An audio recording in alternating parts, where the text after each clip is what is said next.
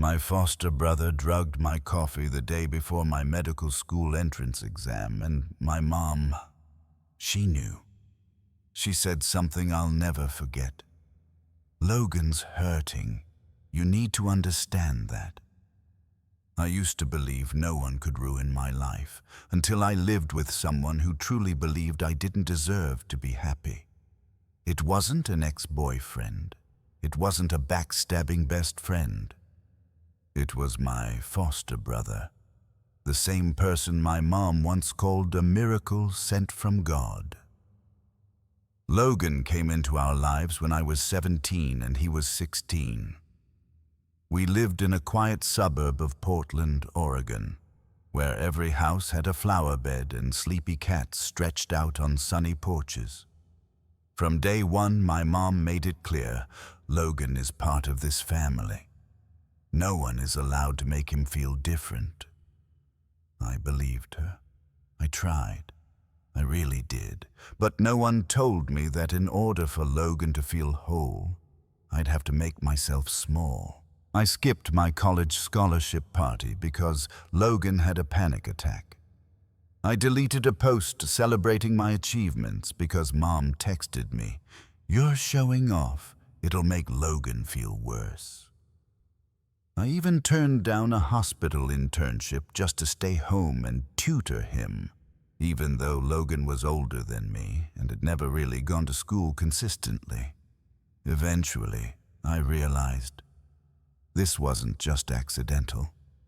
One morning, I woke up with a splitting headache and this weird dizzy feeling. The coffee I drank the day before had tasted bitter, but I figured I just messed up the brew until I found the empty bottle of sleeping pills in the cabinet. And Logan, he hadn't come home that night. When I looked at Mom, she wouldn't meet my eyes. All she said was, "Logan didn't mean to hurt you. He's just scared of losing you." And that's when it hit me. The real thing I needed to escape wasn't just a mentally unstable foster brother. It was a family system built on the belief that sacrifice is a virtue, even if the one being sacrificed is their own child. I still remember the day Logan walked into our home. It played out like a slow-motion scene in a movie.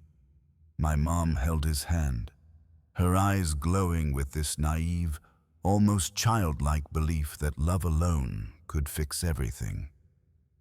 Logan was 16, taken in from a transitional shelter in Eugene, a place known for housing kids labeled too difficult to reintegrate. I was 17, just old enough to sense the cracks in everything, but still too weak to push back. Mom told me Logan needed a family, and as her only child, it was my job to learn how to share. Not just my space or my stuff, but my emotions, attention, even my right to be hurt. "You're stronger, Emily. You're my pride. Logan needs you to be the example." But no one asked me if I wanted to be the example. No one asked if I was tired. In the beginning, I truly tried. I helped Logan with his math homework, even though he was constantly irritable and snapped at me. I brought him along to group outings, hoping my friends would accept him. I even shared my personal journal, thinking maybe if he understood me, he'd stop trying to sabotage everything. But Logan never smiled at me with anything real. In his eyes, I was a threat, living proof that two kids the same age could be loved in very different ways. The first time he truly hurt me was on the night of the statewide academic awards. I'd won the state science medal, something I'd poured an entire summer into, staying up late in the lab just to earn it. I walked through the front door still wearing the medal. Logan jumped off the couch, ripped it from my neck and threw it straight into the kitchen sink. Smart. You think you're smart. All you do is remind me how worthless I am. He screamed it, his voice cracking like glass shattering. I froze. So did my mom, but not because of what Logan had done. She looked at me with cold, unreadable eyes and said, "You shouldn't have brought that home. Logan's had a rough week." Not a single word of reprimand for him, not a single hug for me. And after that, it was a long series of little things. Small, sharp cuts to a teenage girl's self-worth. Every time I got a high grade, Mom would whisper, "Don't tell Logan." Every time I earned an award, I had to hide it. My bookshelf slowly turned into a mess because Logan would take my books and leave them out in the rain. When I asked Mom about it, she said, "He didn't mean to, sweetie. Don't make a fuss." So I learned to stay quiet. No complaints, no venting, no tears.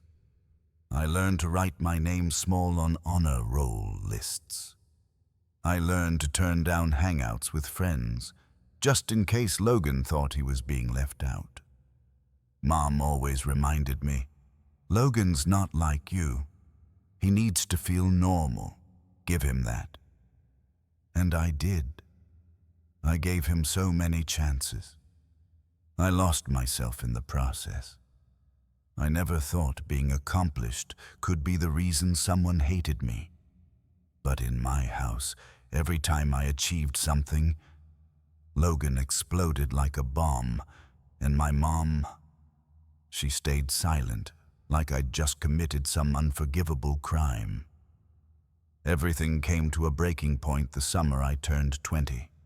I was accepted into the direct entry pre-med program at OHSU, one of the top medical schools in Oregon. It was the result of 3 brutal years of non-stop studying, sleepless nights memorizing anatomy, and nearly passing out in the lab from exhaustion. I carried the acceptance letter in my jacket pocket all day, too scared to open it at home. Only when I was alone in my bedroom did I finally breathe, unfold it, and cry tears of joy. I posted one line on social media. "Dream coming true. Future MD loading." 3 minutes later, my mom called, not to congratulate me, not to ask how I felt, but to ask why I didn't think about Logan before posting. "Didn't you see he just failed his programming class? Don't you know he's depressed? Why do you always have to rub it in?" I went numb. In 3 minutes, my dream was dragged back down to the ground because of one sentence. I deleted the post, not because I agreed with her, but because I was tired. Too tired to celebrate anything anymore. The next day, I found my anatomy notebook ripped apart and soaked in coffee. My laptop froze while running my MCAT prep software, and when I restarted it, everything was gone. All my data had been wiped. I suspected Logan, but I had no proof. Mom only said, "Maybe it was a virus, or maybe you weren't careful enough." So I started writing notes by hand, hiding each notebook in shoeboxes. I locked my drawers, changed my computer password every day, and even installed a mini spy cam in my room just to feel safe inside my own home. But no lock could protect me from the way my mom looked at me, like I was the traitor in the family, simply because I dared to dream beyond our cramped little house in Portland. That's when I realized. In her eyes, I had become everything Logan could never be. And to keep the balance in our family, she would always choose him, even if it meant watching me lose everything I'd worked for. I don't remember the exact moment I stopped calling that place home.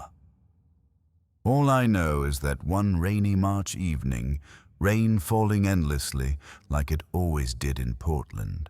I opened the locked cabinet where I kept all my most precious study materials, and it was empty. Gone. Every anatomy book, every MCAT flashcard, 6 months' worth of handwritten notes, vanished. In the corner of the cabinet were faint reddish-brown stains and the burnt, acrid smell of something half-torched. My heart pounded. I checked the mini spy camera. Its memory card was missing, no trace left, as if none of it had ever existed. I ran downstairs, completely unraveling. Logan was sitting on the couch, gaming like nothing had happened. When I screamed at him, he looked up for exactly 1 second, no guilt, no surprise. Then turned off his console, stood up, and walked silently to his room.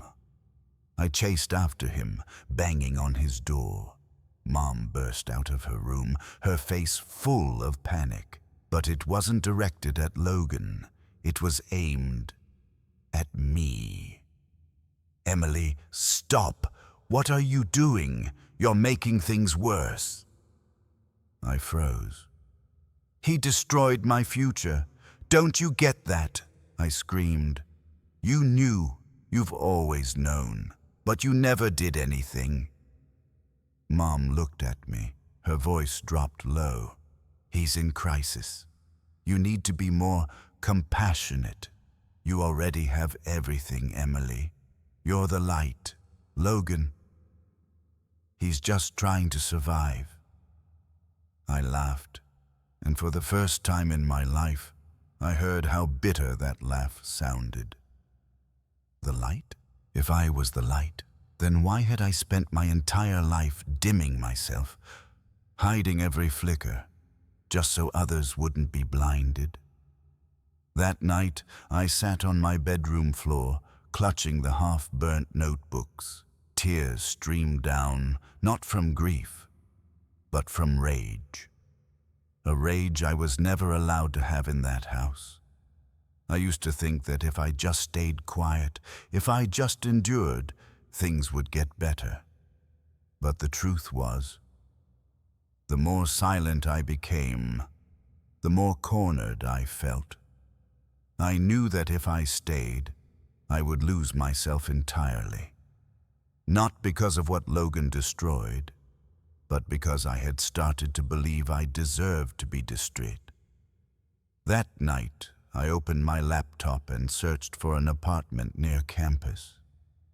For the first time in 5 years, I didn't ask Mom for permission. I didn't seek anyone's opinion. I just did what I had to do. I found a way out. I signed the lease after 3 sleepless nights, 1 maxed-out credit card, and a 28-minute call with my school's financial aid advisor. The apartment wasn't much. Small, stained walls, 3rd floor of an old complex near the med school, but to me, it felt like a runway, and I was the plane that had just escaped the storm. I didn't tell anyone I was moving out. No heads up to my mom, not a word to Logan. I was scared, not of being stopped, but of hearing something from them that would shake my resolve. I needed this decision to be mine, free from guilt and manipulation, so I started sneaking things out, one by one. Notebooks, hard drives, winter clothes, stuffed into my backpack after class, and hauled to the new place bit by bit. My best friend Natalie helped me set it up, laid out a mattress, fluffed up a blanket, and even placed a fake flower vase on the windowsill. "Welcome to real life," she smiled. "No one's gonna tear your dreams apart in here." And I smiled back. For the first time in months, I exhaled without guilt. But secrets never stay buried. That Sunday night, I went back to the old house to grab a few last things. Mom was already standing in my doorway, arms crossed, face cold as ice. "So, what's your plan? You're moving out?" I kept my voice steady. "Yes, I found a place near school. I need space to focus." She laughed, not the warm kind, but the kind that makes your spine go rigid.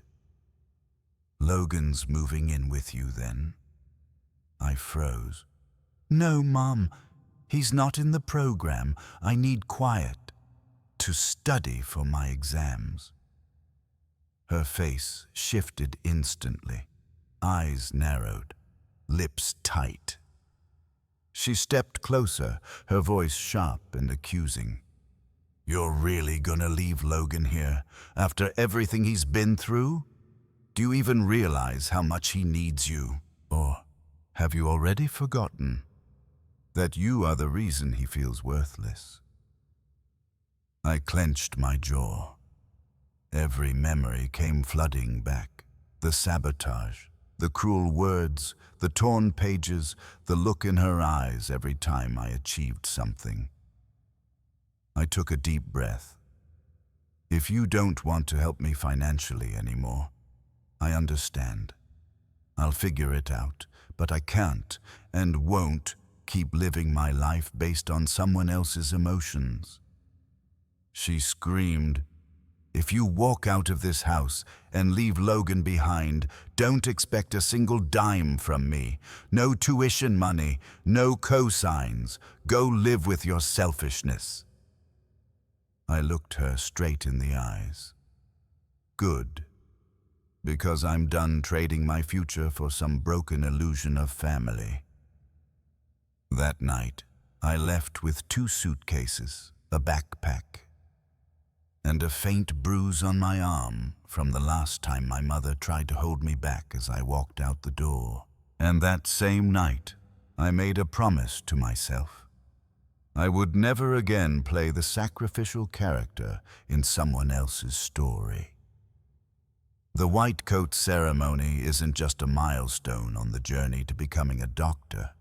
For me, it was a battle, a statement, a chance to finally celebrate without fear of it being taken away.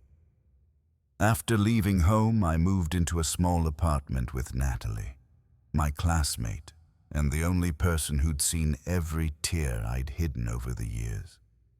She understood. She understood how long I'd been silenced, how exhausting it was to always ask permission, just to be proud. We made a plan. I didn't tell my mom the date, time, or location of the ceremony. Instead, I posted on social media that the school had made a last-minute venue change, from the main auditorium to the biology building 3 blocks away. I tagged a few friends, posted a fake map, and let the misinformation spread itself. Then I quietly called the student affairs office. "I'm worried someone might try to crash the ceremony," I said. "They don't have tickets, but they'll find a way in." The security officer, Douglas, listened, then said just one thing: "I'll be there. Don't worry." The night before the ceremony, I couldn't sleep. My heart pounded like a war drum. I wasn't scared to speak, wasn't scared to walk the stage. What haunted me was the echo from my past. "You don't deserve this." I hid my white coat in Natalie's closet, didn't dare keep it in my room. I got dressed in the bathroom, door locked, chair pushed against it, just in case someone decided to barge in. Paranoid? Maybe. But live with someone who once drugged your coffee and see how cautious you become. That morning, Natalie and I drove to campus in her car. I didn't take mine. Too easy to identify. We parked in the back lot and entered through a side door. Douglas was already posted at the entrance, scanning the area like he was guarding a head of state. I walked into the prep room. Other students were laughing, fixing their hair, snapping selfies. Me? I sat in a corner, eyes locked on the door like a soldier on the front line. 20 minutes later, my phone buzzed non-stop. Where are you? Why is no one here? Logan's in his suit, waiting in the lobby. This isn't funny, Emily. You're hurting your brother. I powered my phone off. Natalie texted from outside. No sign of them. You're good. Then the ceremony coordinator started lining us up alphabetically. I stood somewhere in the middle, palms sweating, fingers freezing. As we walked into the auditorium, I lifted my head, and, for the first time in years, I didn't see them. No Mom, no Logan, no eyes filled with jealousy or control. Just clapping, camera shutters, and a sacred silence filled with emotion. My name was called. I walked across the stage, received my white coat from the dean, and I smiled. Not the forced smile, not the "don't rock the boat" smile. The real one. The smile of someone who'd survived the darkness. For the first time in my life, I celebrated a milestone, without fearing someone would come ruin it. I don't know what happened outside the doors, but when I stepped off the stage, Natalie was waiting in the back. She leaned in and whispered, "You were right. They showed up late. Got blocked at the gate. Logan was in his suit. Your mom was screaming about ungrateful children and how you'd betrayed the family." I just smiled, because today I was Emily Parker, medical student, not someone's daughter, not Logan's shadow, not the girl who had to ask permission just to shine. I used to believe that if I stayed firm, if I quietly walked away, they'd leave me alone. But I underestimated one thing. People who can't control you with guilt will try to control you with chaos. 3 days after the white coat ceremony, the signs started showing. First came the email from the med school registrar. Someone had called, pretending to be me, requesting to withdraw due to a personal mental health crisis and a family emergency. My academic advisor, a man in his 50s, called me into his office. He was kind, calm, professional. "Emily, you're one of the top students in your class.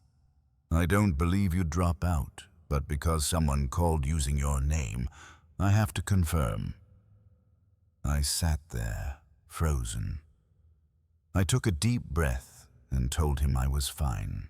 I suspected someone in my family was trying to interfere. He believed me, but warned that if any more disruptions happened, the school would be forced to bring the matter before the disciplinary board to protect administrative integrity. That night, my phone rang again. It was my boss at the pharmacy where I worked evenings. His tone was firm. "Emily, for the past 3 days, someone's been calling in sick on your behalf, saying you've been hospitalized." I blinked. "I haven't taken a single day off." He sighed. "I figured. But if this continues, I can't keep you here. We need people we can trust." I felt the noose tightening, every root I had tried to plant in this new life. Someone was digging up, one by one. I went into full defense mode. I recorded calls, saved every email, printed out every suspicious message, created a folder on my laptop titled Proof. Natalie called it my sanity file. I called it my last line of defense. Then came a call from my apartment manager. "Ms. Parker, we've received complaints that you're housing multiple guests, making noise, and violating your lease. I went cold. Have you checked the unit yourself? I have. Everything looks fine, but if these calls keep coming, I'll have to log them officially. I knew exactly who it was. My mom. And then I started seeing him. Logan. Sitting in a car parked across the street from my building. At first, I wasn't sure. But when I went to the grocery store, the car moved. When I came home, it returned. Same spot, same angle. No messages, no confrontation. Just sitting there, staring up at the third-floor window, like a ghost who didn't know it was supposed to leave. I couldn't eat. I couldn't sleep. Every knock made me flinch. Every anonymous text made my heart race. I started having panic attacks in my sleep. Dreams where I was running in my white coat while a crowd screamed, "You don't deserve this! You don't deserve this!" Natalie told me to call the police.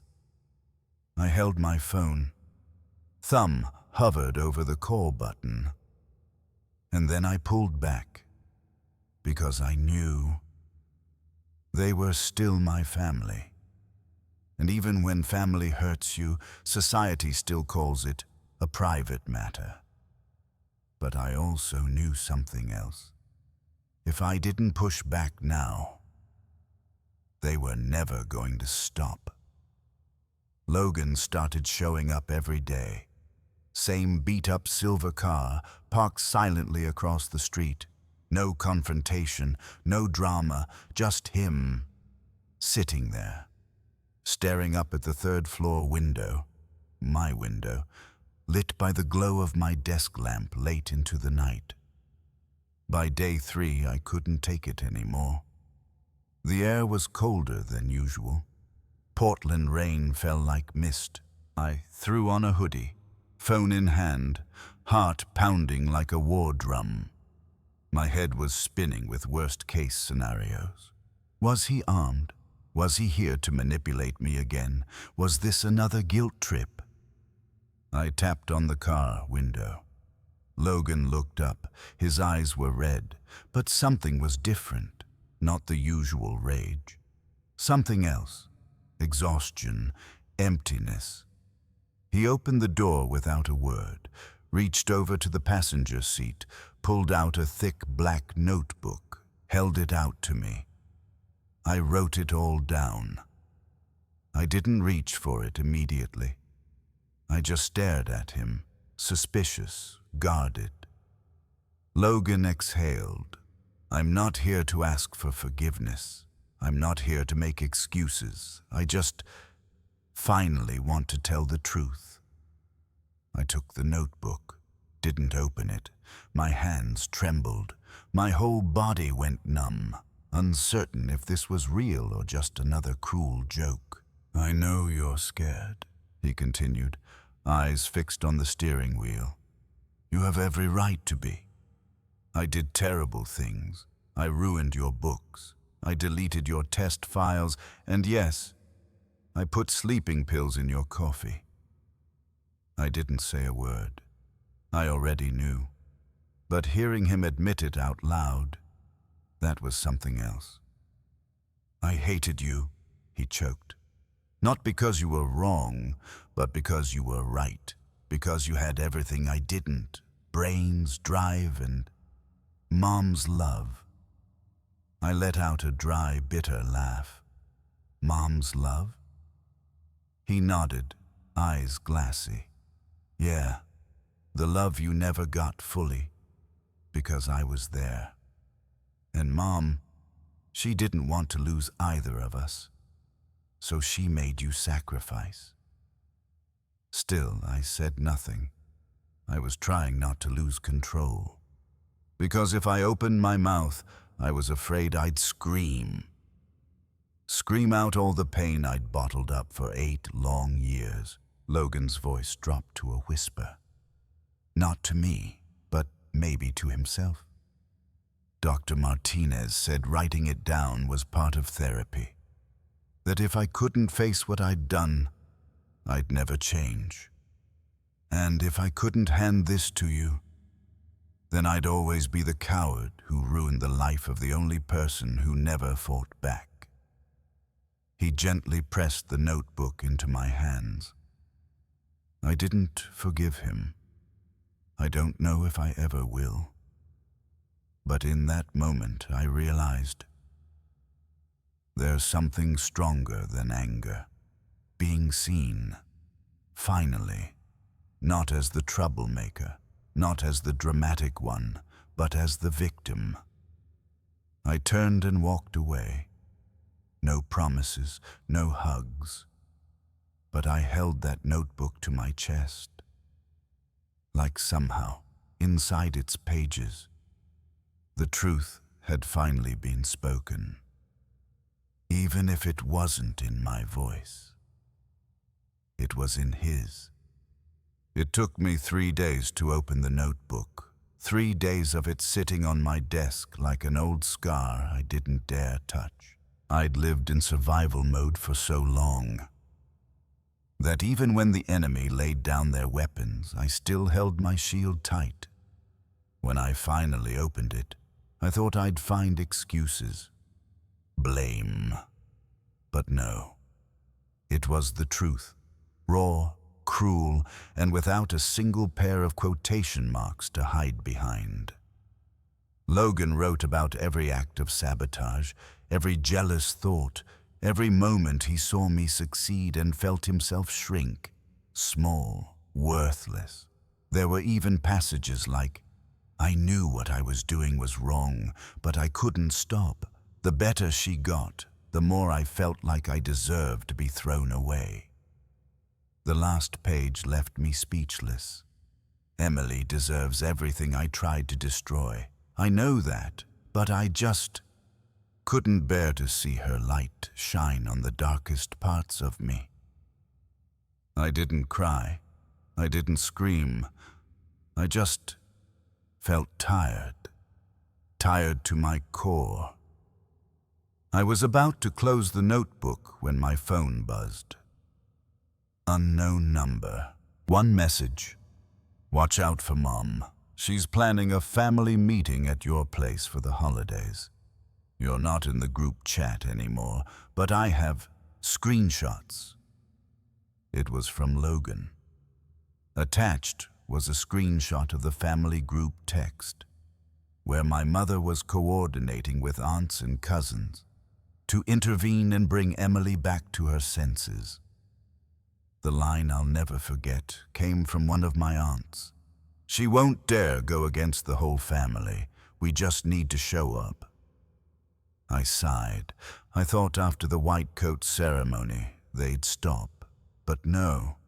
In their eyes, I wasn't an adult making choices. I was still the lost child who needed saving. I texted Logan back. Why are you helping me? He replied a few minutes later. Because I used to be the knife. The least I can do now is be the shield. A few days later, I got news from the school. My mother had called again, this time impersonating me, claiming I was suicidal and needed immediate intervention. Police were nearly dispatched to my dorm, but this time, Logan stepped in. He called the administration office, shared old medical records, explained the family dynamic, warned them about my mom. He even sent in text evidence where she discussed scaring Emily into submission. The school took it seriously. They canceled all checks, called me in. But this time, with respect. For the first time, I wasn't seen as unstable. I was seen as someone trying to survive a war that no one else could see. Later that day, Logan sent one last message. I can't give you back the years I stole from you, but I can make sure she doesn't steal the ones ahead. I don't know what to call him now. Family former enemy, a man seeking redemption. But I do know one thing. He's no longer the one pushing me into the pit. He's the one standing between me and the edge. I used to imagine the confrontation with my mother so many times. In those fantasies, I'd be fire, sharp, unforgiving, unstoppable. I'd shut her down with logic, make the whole family see the truth. But when it finally happened, it was quieter than I ever expected. She arranged the so-called family meeting at a cafe near my school, not for my convenience, but to apply pressure. Public space, public shame, her signature move. I agreed to go. On one condition, just her, no one else. She said yes, then showed up with my dad, Aunt Ruth, Uncle Mark, and of course, Logan. I wasn't surprised. I'd learned by now. She never fights alone. When I walked in, no one smiled, just cold stares. My mother's eyes like steel. Everyone else? Cautious. Logan sat further back, head slightly down, like he wasn't sure what side he was on anymore.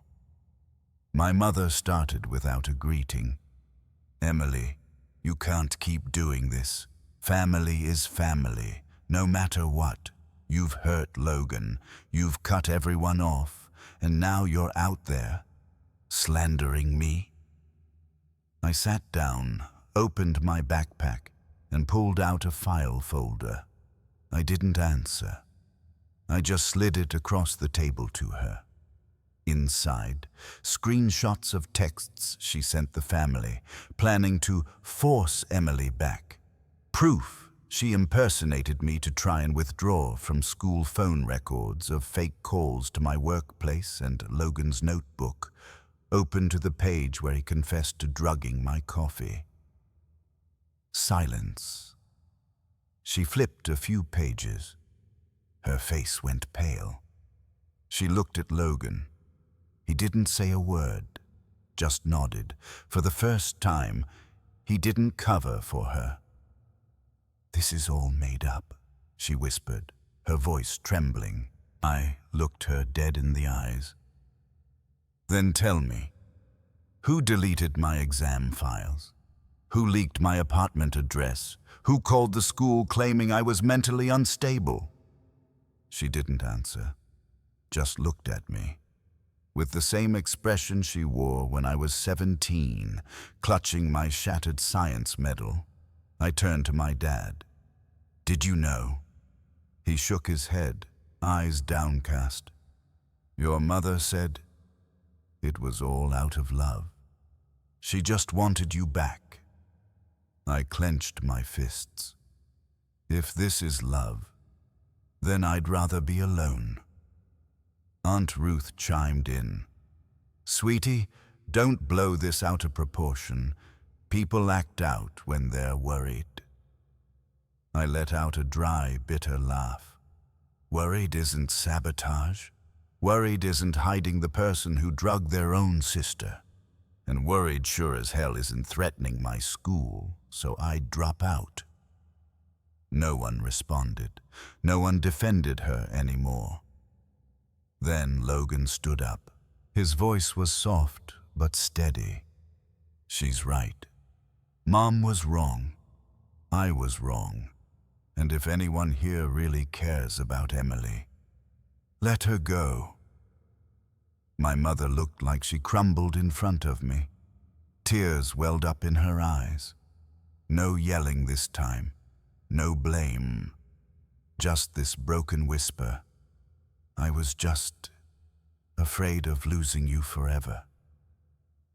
I paused, then said, "You lost me a long time ago. The day you told me to stay quiet so Logan could shine. But if you want to fix anything, start by stopping what you're doing to him now." I stood up. No more calls, no more manipulation, no more showing up at my job or school. If anything like this happens again, I'll file for a restraining order. My dad opened his mouth. Emily. I cut him off.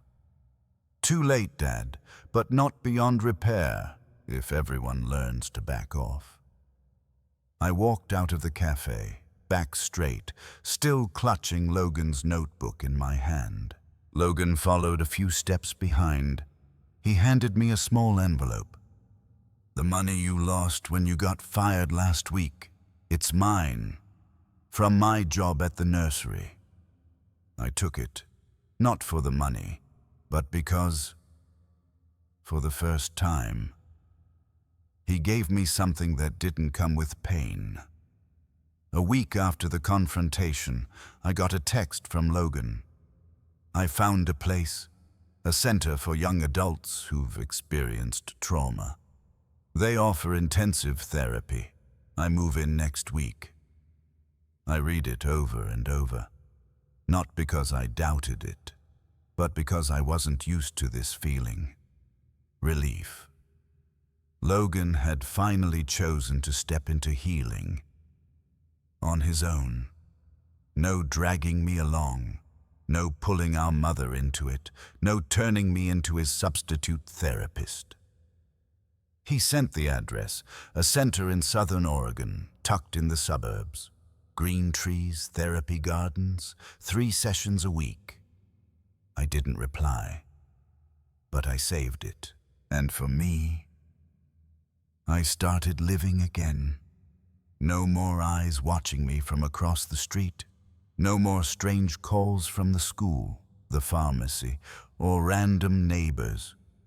No more hiding my textbooks or changing the lock codes on my drawers. I reorganized my apartment, bought a star-shaped nightlight I'd been eyeing for months, hung a photo of myself in my white coat by the front door. As a reminder, you belong here. You earned this. I reapplied for part-time work, this time at a small clinic near school. The attending doctor was quiet but kind. She glanced at my resume, paused, and asked, "Where's your family?" I smiled. Close enough to learn from, far enough to breathe. School felt lighter too. No more whispers, no more eyes watching me for the wrong reasons. Some classmates knew, not because I told them, but because my mother had once been loud enough. They didn't judge. Some offered quiet empathy. Some started smiling when I walked into class. Natalie, the friend who'd stood by me since the beginning, looked at me one day and said, "You don't shrink into the corner anymore. You walk into the room like you belong there." And I realized she was right. I finally did. My dad texts sometimes. Simple updates, the weather, his health, the dog eating someone's vitamins. He never mentions Mom, never asks if I'll come home. Just small, ordinary messages, and to me, that's a start. My mom, completely silent. No texts, no calls, no letters. A void. I'm not sure if it's sad or a blessing, but at least it's freedom. I still keep Logan's notebook in my desk drawer. I haven't reread it, haven't torn it up. It just sits there. A quiet reminder that the past was once pitch black. But I made it through. And the person who once pushed me off the edge is now climbing out of his own pit. One quiet weekend afternoon, I received a postcard. On the back, written carefully, was a single line. "Planting trees taught me this. Some things need to turn away from the sun for a while. in order to survive. Thank you for not ripping out my roots, even when I wilted everything around you. Logan. I didn't cry, but I folded the postcard gently and placed it in the same drawer where I keep my old med school acceptance letter. Both are proof that I didn't just survive. I finally started to live. I used to think freedom meant no one could control you anymore, but now I understand. True freedom is when you no longer need permission to be yourself. My life isn't perfect. I still live in a tiny apartment, pay bills with scholarships and part-time work. I still have sleepless nights before exams, still struggle with the pressure of becoming a doctor. But now, I no longer apologize for being good at what I do. I don't bow my head for having dreams. I don't shrink myself to make others feel bigger. Some people might say, but they're still your family. And I get it. But I've also learned something. Something we should be taught in school, not left to figure out through pain. Family isn't the place you bleed just to keep the peace. Family, true family, is where you're allowed to grow, to shine, without fear of being dimmed. I don't need my mother to apologize. I don't need Logan to make it up to me. I'm not asking for justice for the years I lost. Instead, I'm rebuilding, using the fragments I've picked up along the way. I'm leaving the old weight behind. The dreams that were torn. The tests that were burned. The words that made me cry alone in my room. I haven't forgotten, but I no longer let them define me. Each morning I put on my white coat, walk out the door, and remind myself, I'm not surviving because someone forgave me. I'm alive because I forgave myself, forever believing I deserve to be treated that way. And if you're in a family that makes you shrink so others feel comfortable, if you've had to dim your light to keep the peace, if you carry guilt for choosing yourself, listen to me. You're not selfish. You're healing. And sometimes to heal, you don't have to walk back toward your family. You just have to walk back toward yourself.